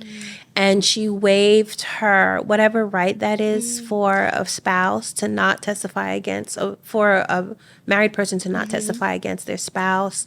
So in exchange for her waiving that right, and she did. She testified against him. Her testifying, was there some sort of closure? Did you feel like she was finally coming around, or did you feel like it was advantageous to her situation? Yeah, no, it was definitely advantageous for her. And I love my mom. I have to love her from afar now. I cannot be around her. She has not healed enough for us to interact. Especially how she feels or how she responds to my children, that started to kind of surface again. Even after we got away from my dad, she was treating my children a lot differently from her other grandchildren. I believe her reasons for testifying there was a lot of selfishness involved. I think that she was protecting herself, but anybody would do that. I am pretty much 100% sure of that, is because when the day for his sentencing for the crimes he committed against me, my mom went on a cruise. She was not there to support. On a cruise? She went on a cruise, and I was like, Mommy, are you serious? So I just think there is still a lot of guilt that she has not dealt with, and this is her way, by just not dealing with it, to avoid it. So my relationship with her is kind of non-existent. I see her every now and then. I still communicate with her cordially, but as far as being in a real relationship with her, she's just not at the place. She's not at the place. There's a lot of things that I think that she has to come to terms with, take responsibility for, that she just hasn't yet. Do you think she should have been charged? That's very hard. That is a very hard question. I think I have different reasons for why I would say yes, but I also have different reasons for why I would say no. My reasons why I would say yes is because at the time, New Jersey law did not hold someone who witnessed abuse and did not report it accountable. Right? That has changed. I believe 2019 is when now they changed it. That has a negative impact on people reporting. As I said before, I found out later on there was a lot of people that suspected, saw things and didn't report, but they could not have been held accountable legally at the time. So I do think that yes, she should have been held accountable. One, as an example to other people, like if you see something, you suspect something, you should say something. I think that it would have contributed to the efficacy of the system in general in protecting children and protecting abused people. At the same time, I would not want her to be charged because she was an abused woman. And she was severely abused. My father severely abused her.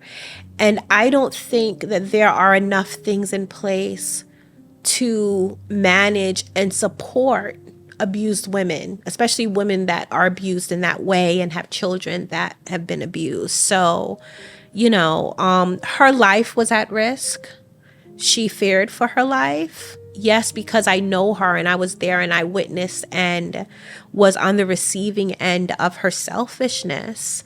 I could say, well, no, she should have been held accountable. But at the same time, as a professional, someone in this field, I think that she should have been shown grace and, if anything, been assigned some kind of counseling and support services so that she can make better decisions going forward. You started getting molested when you were 8. Mm-hmm. You finally testify when you're 35. How much of an impact do you think being Black in America played in that? A lot. I mean, one, my father used that, right? He used that to keep us oppressed. It's something to be oppressed within a system of oppression. So he used the fact that we were Black and people on the outside, the things that are put in the position to supposedly protect everyone, is not going to protect us because we're Black. Mm. So there was the fear of, well, I'm being abused by my father. That's a devil that I know. But then if I try to get away from him, then there's this whole other devil that I don't know that will abuse me as well. So he definitely used that. He educated his family on the social issues that Black people face. That created a fear of the outside world. It definitely did in me. I know it did in my mom. We felt like we could not reach out for help. Then there is the gender dynamics and gender biases. My father had friends. He had a friend that was a police officer, but that was his friend. And definitely for me, well, if my father is doing this and this is how my father treats women and this is how I was raised, this is how women are supposed to be treated, every man is treating women like this. I also heard his conversations in the music industry with all of his celebrity friends and music professional, how they really dehumanized women and over-sexualized and taken advantage of, video girls. And so all of those things, all of these social issues that we are facing today definitely has a deep impact on the smaller social systems, which are families. And I think abusers definitely take advantage of that. And I know before Essex County you had really bad experiences talking to people, trying to get help. Mm-hmm. That was because you were Black. Is that something you think has been changing, or is that something that's still... We were in Monmouth County. Mm-hmm. I've only been there to go to the beach, so I don't know what the social systems are like personally. However, I have had women reach out to me and said it's the same. Oh.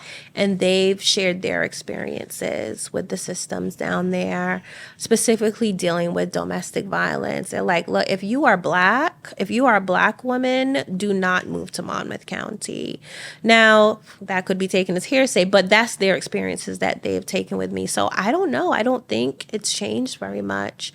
But I do think some of that could be lack of education, meaning a lack of education for the social workers and the law enforcement. And because racism it's so ingrained in our society that I think even those people who aren't innately racist, because they are functioning within a racist system, they automatically are going to take advantage of the power that racism gives them.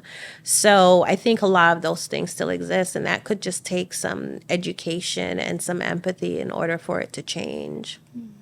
Being a victim of sex crimes in America is already difficult. Mm-hmm. Do you think being a victim who is also a person of color, does that add an extra level of difficulty in getting your voice heard, in authorities taking you seriously?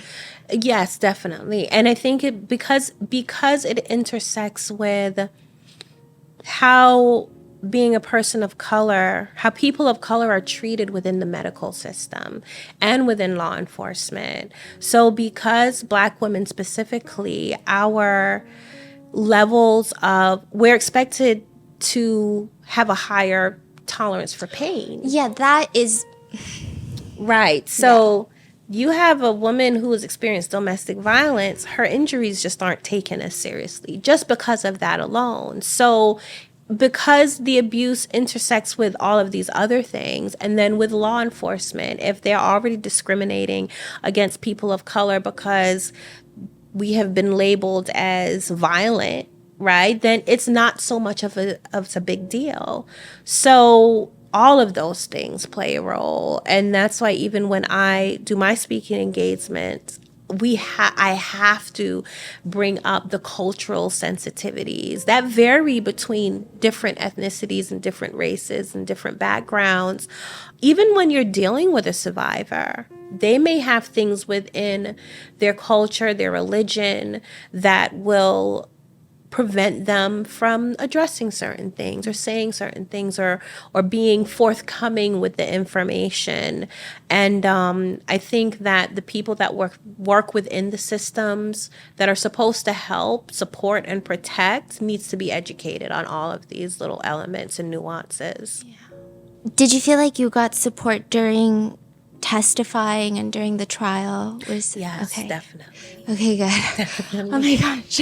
Lisa Scuteri, I tell her, listen, that prosecutor from Passaic County, she was the assistant prosecutor, she was absolutely amazing. That whole prosecutor's office, they were so supportive. And he was sentenced to 90 years. 90 years total. Have you gone to visit him? No.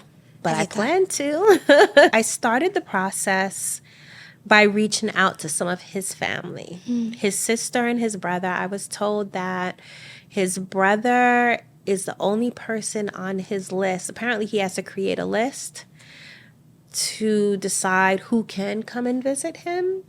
And I would have to go through his brother to get me on the list. So that's a work in process, but I'm going to do it. And I'm going to do it for two reasons. And there's something, because the second reason I really just came to the conclusion of. Okay. So the first reason is, one, I want to pick his brain. I want to get as much information as far as his thinking, go more in depth, like ask him questions if he had been abused so I can get a clear answer, not have to speculate. As far as his different stages of when he decided to escalate from molestation to rape, how did he come up with these philosophies and these theories? I'd like to know if is going to tell the truth. If he's grown, if he's changed, and possibly get some information that would help to bolster my work and create better programs that takes into account how abusers think and what methods of operation that they use to groom and to victimize people. And then the second reason, which is something that through my own introspection I've kind of come up with more recently, is that I really am curious to see how I would respond to him in that moment. Kind of looking back on the time that I saw him after years when I testified against him, and seeing how I did not anticipate how I would respond, I would like to feel and experience, based on who I am now, where I have grown to, my life experiences, how would I respond being in his presence? Will there still be a little bit of fear there? Would I trust myself in the moment? Am I going to, go blank on my questions? Or can I really go see him, do what I need to do, and then move on? So that, yeah, I definitely plan to go see him. I hope he doesn't die in prison yet before I get that opportunity. Is there any part of you that's scared? Of maybe just not even scared of him, but maybe like the scared comes from the idea of being triggered back into a trauma Not that state? so much. One thing I do know for a fact is that I don't know everything. So I think I would be just more afraid, if you want to call it that, of just the unknown, of something that I didn't anticipate. I mean, even now, I don't think I have been in enough social situations to tell you for a fact that everything that I've been through would not have an impact on how I respond in that specific social situations. I know that there's still a lot of things undiscovered by me just because I've not been under those circumstances to discover it. And I think that this would be one of them. And I'm curious to see, like, I've been ghosted for the first time. Oh, Somebody ghosted me very recently, and I've only heard of it. Yeah. But I was like, damn, this shit hurts. That's crazy they would ghost you. How can somebody do this to somebody? But, so it's kind of like that. It's like, I just know there are certain things, and I have such a fervor for experiences in life. But Not that not negative ones. But right, not that one. But yeah, I'm really curious on how I would respond. Like, am I as strong as I think I am, kind of thing, So that's a new reason. I have decided that I want to see my father in prison since he was sentenced, because even at his sentencing, he was still denying things. He was still denying it. He kept saying, Aziza, you know the truth. And I'm like, well, yeah, and that's why you're here. 90 years. Yeah. And I'm just like, okay, so I would like an update. What are your feelings towards your father? Well, one, I'm very disappointed in him. I don't know if that is strong enough, but he could have been so much. And I don't discount his potential, his creativity. I know I have gotten a lot of my kind of just do it perspective from him. He was successful in his craft and his business up to a point. I think his ego got the best of him, and that kind of messed things up. But he was doing very good things. I am saddened that he took his life and made these decisions when he could have made different decisions and possibly helped and inspired a lot of people. So I think that's like a complete waste. Other than that, I feel like emotionally, I don't feel any attachment to him emotionally.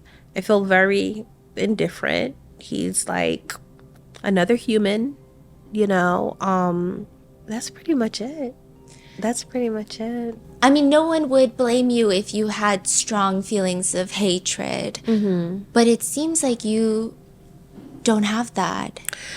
I don't.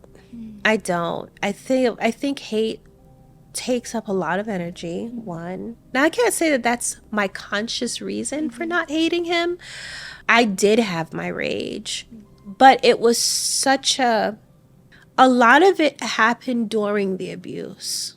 There were times I plotted killing my father. With a hammer, right? Yeah, once with a hammer, another time with a pillow. He was very sick.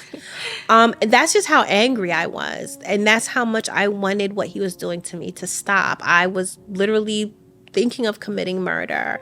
Even beyond that, trying to poison his food. So I think that this is the thing with long-term abuse. You go through all of those things at different stages, you know? So I experienced all that. So by the time I came to the end of it, so much of it was about my children, creating a life for them, healing myself, trying to enjoy life because I spent so much of it suffering. And any anger that I had for him just wasn't that important anymore. And that's pretty much where I've been and how it has been. It's just not important for me to be angry at him. But I did experience the anger at different times. I know it probably plateaued that time that I cursed him out, because there was so much stuff just came out, you know, in my head. And I think if I was a little more out of my mind at the time, I probably would have physically attacked him. But since then, yeah, no, I don't have any like moments of anger.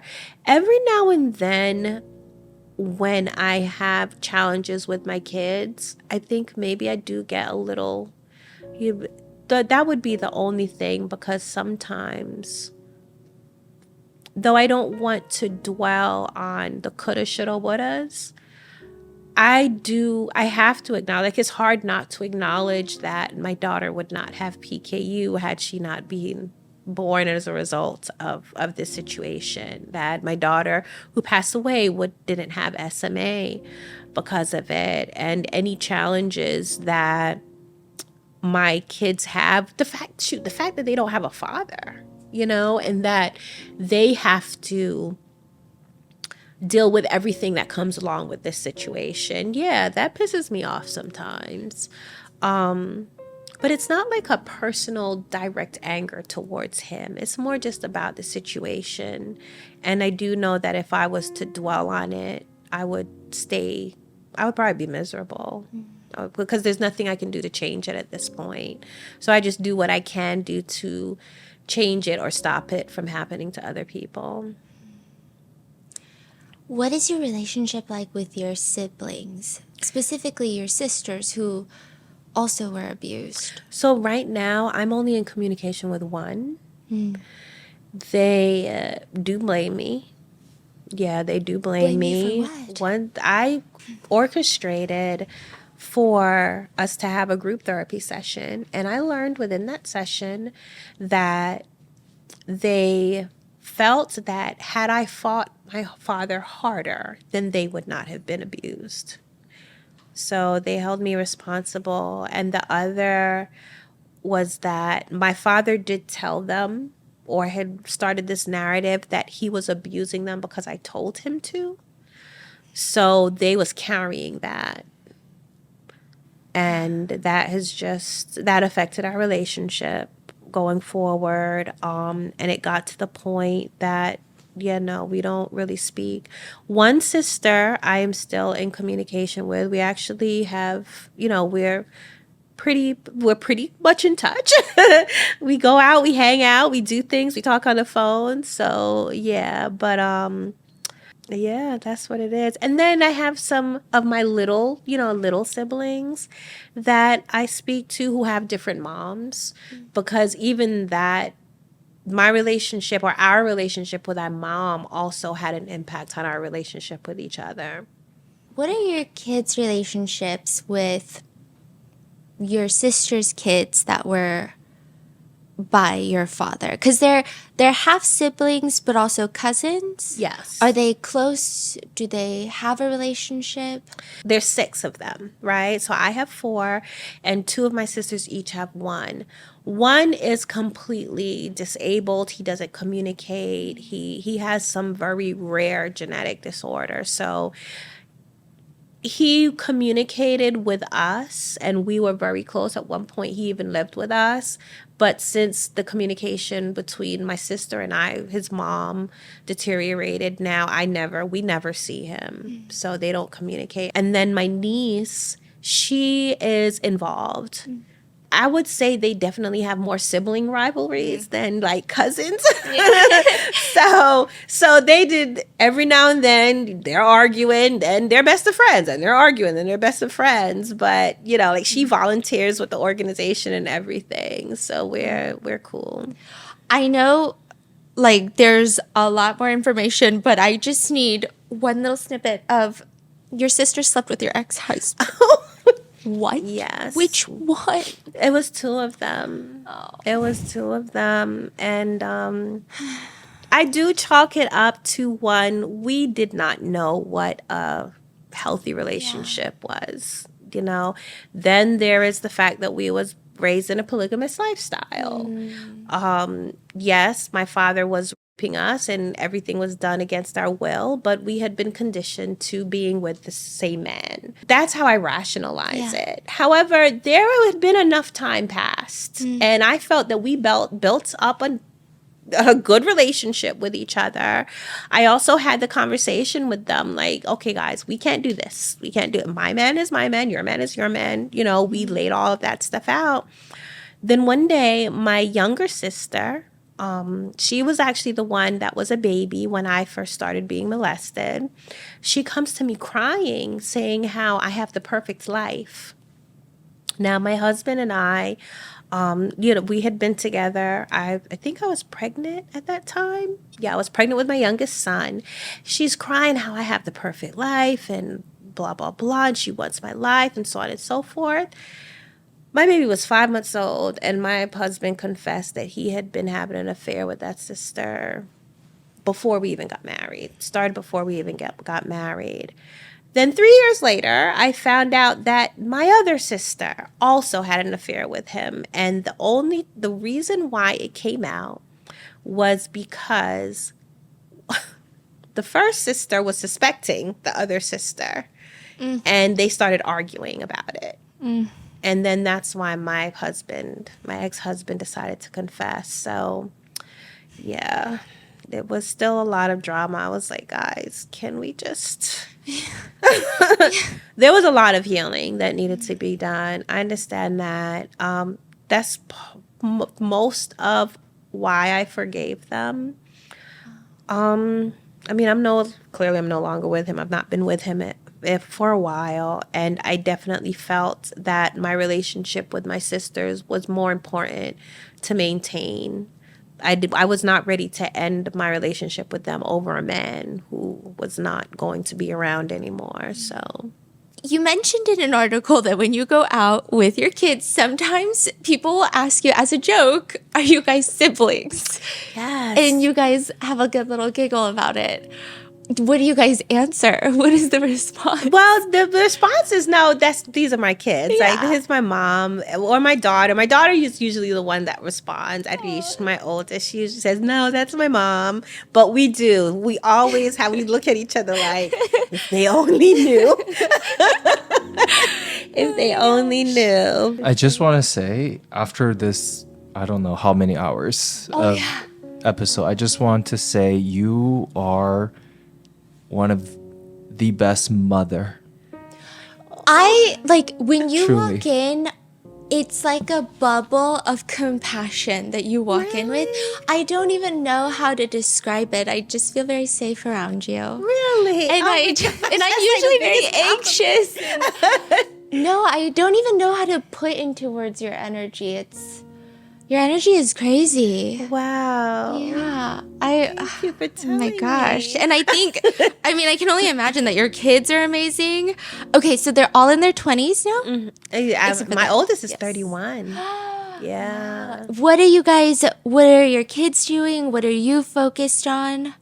So I'm focused on Precious Little Ladies Incorporated. Our mission is to end sexual abuse, gender-based violence, and incestuous abuse.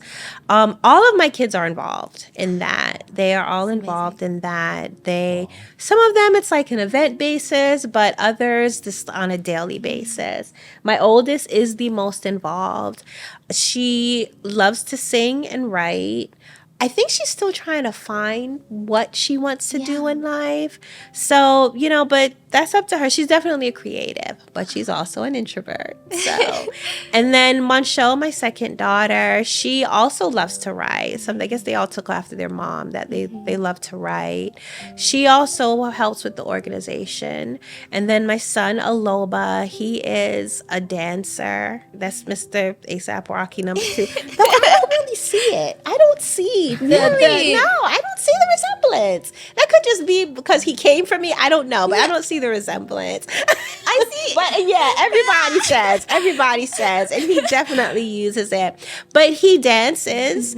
And I'm learning that he actually has a pretty good singing voice. Sometimes him and Arish, my oldest, will have these jam sessions and he's harmonizing and stuff. But he wants to get into acting, modeling, that kind of thing. Right now, he just has, a job to pay the bills. And then my youngest, who is my son for my ex-husband, he, and it's funny, like his role in all of this, he's so kind of back and forth, but you would never know that they had different fathers because they're just siblings all the way. So there is no, you're a half sibling or anything like that.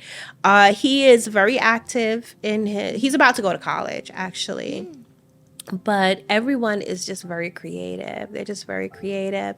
And then they support me, which is a blessing. I did not go out in public with my story without speaking to them about it first.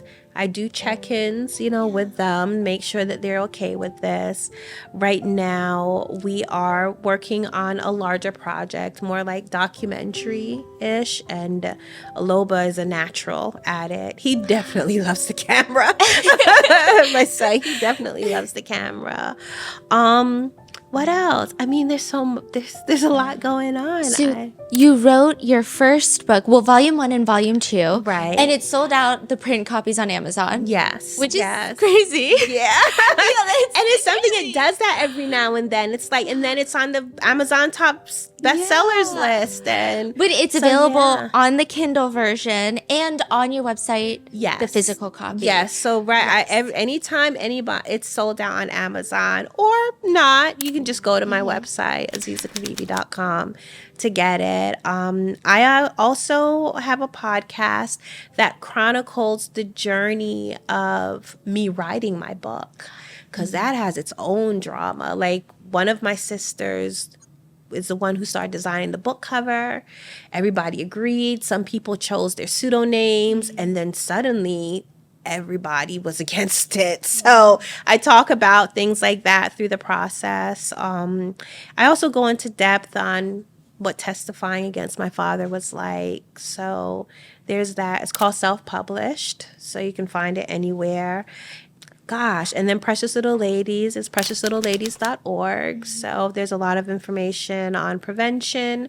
And then Aziza's Law. So as I talked about incest being legal in New Jersey, I'm working to change that. So what is the opposition of not making it illegal? That's a very good question. Because I don't understand. Yeah. Some people believe, some legislators believe that it may infringe on certain religious belief systems. But New Jersey is only one of 2 states. 48 states, it's illegal across the board. So I'm like, what's the question? What's going on in New Jersey? Yeah. Right. That's what a lot of people ask. I have yet to find out, but so far it's been echoing that it could infringe on some religious belief systems. But I'm pushing anyway, so trying to get as many people to reach out to their legislators, and even if you don't live in the state, sign our petition on change.org. because all of that, having the public encourage legislators that this needs to be criminalized, then I hope would push them to do so. And there's so much information in your book that we didn't even cover today. You have your own YouTube channel. You have TikTok. Yes, I do. See, I go where eyes are. It's like, I knew young people who needed to hear my message and feel like they weren't alone. They were on TikTok, so I went to TikTok. And how has that been like? Do you like it? I do. Oh, I enjoy TikTok. I enjoy TikTok. It's something because people tend to compare TikTok to Instagram because they say Instagram, you have to be like rich and bougie, and then TikTok, you can go on there with your bonnet kind of thing. So, but we'll see. That's where I do my cooking live streams with my kids on TikTok. Yeah, it's fun. Yeah. And you're working on a second book? Yes, I am. I am working on, I guess you can call it a self-help book. It's more like a self-reflection. It's called The Hump. And I use my life experiences as an anecdote on different ways people can get over their hump and get as far along as on their healing journey as possible. But not just dealing with abuse. It could be any kind of life challenges, whether it be the loss of a job or the loss of a child or a loved one, just really getting over the hump to then find your happiness and thrive. Wow. That's beautiful. I would listen to a self-help book from you any day. I mean, just... And that's the thing, people have been asking about Unashamed, making it an audiobook. I started recording it. Yes. And your voice is good for an audiobook. Thank you. That's Thank perfect, you. actually. So, I'm looking to get that done by the beginning of next year. Okay, poetry? Oh, yes. What's going on there? Yeah. So I am my poetry, man. So I love words. I just love words. Like, you can't put a word in. I have read the covers of all of these as all of these books as we've been talking. But when I get in a really emotional state, like, I'm a Virgo, so I have pretty good control over my emotions. But there are sometimes they get overwhelming, and that usually comes out in the form of poetry. I use it as an outlet. So anything from like heartbreak. I mean, of course, when Coco passed away, oh my gosh, I was writing nonstop. But a lot of challenges that I've had in relationships. Yes, I've already wrote a poem about being ghosted. But I am going to publish it as a print book, an audio book, and also an album. Oh, that's so interesting. I love that idea. Thank you. Yes. Oh my gosh. Okay, so lots of exciting things. We're going to be waiting. We're going to be asking when they're coming. So just watch out. Yeah. I will let you know. I'll keep you updated. Thank you for having me. It's been a pleasure.